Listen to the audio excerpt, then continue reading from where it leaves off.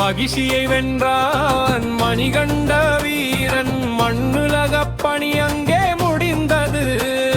சபரிமலை தனில் தவம் இருக்க சாஸ்தா வடிவம் கொண்டு நடந்தார். வெற்றி முழக்கம் விண்ணை தொடவே வீர திருமகன் மலையேறினான். இனி இந்த போர்க்கருவி தேவை இல்லை என்று எண்ணிய ஒவ்வொன்றாய் கீழே வைத்தார். வில்லையும் அம்பையும் முதல் படியில் வைத்தார். வளையும் கேடயத்தையும் அடுக்கி வைத்தார். இட்டியும் கோடாரியும் இடம் பிடித்தன.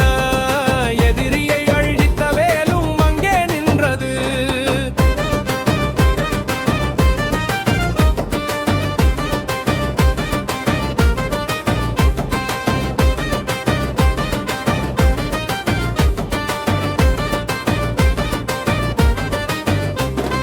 பதினெட்டு ஆயுதங்கள் வரிசையாய் மாறின.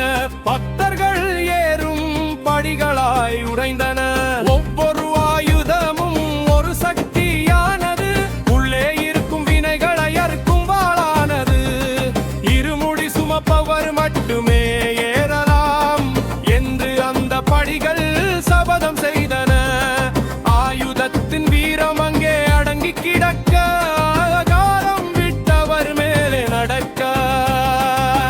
வில்லையும் அம்பையும் முதல் படியில் வைத்தார். களையும் கேடயத்தையும் அடுக்கி வைத்தார். இடியும் கோடாரியும் இடம் பிடித்தன. எதிரியை அழித்த வேலும் அங்கே நின்றது.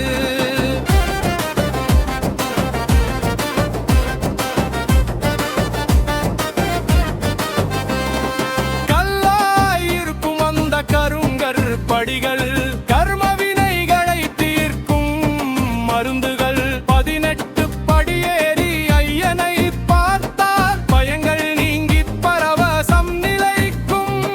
சரண கோஷம் ஒலிக்கையிலே சலனங்கள் யாவும் மறைந்து போகும். ஆயுதங்கள் தந்த அந்த பாதுகாப்பு ஆயுள் முழுதும் நம்மை காக்கும். வில்லையும் அம்பையும் முதல் படியில் வைத்தார்.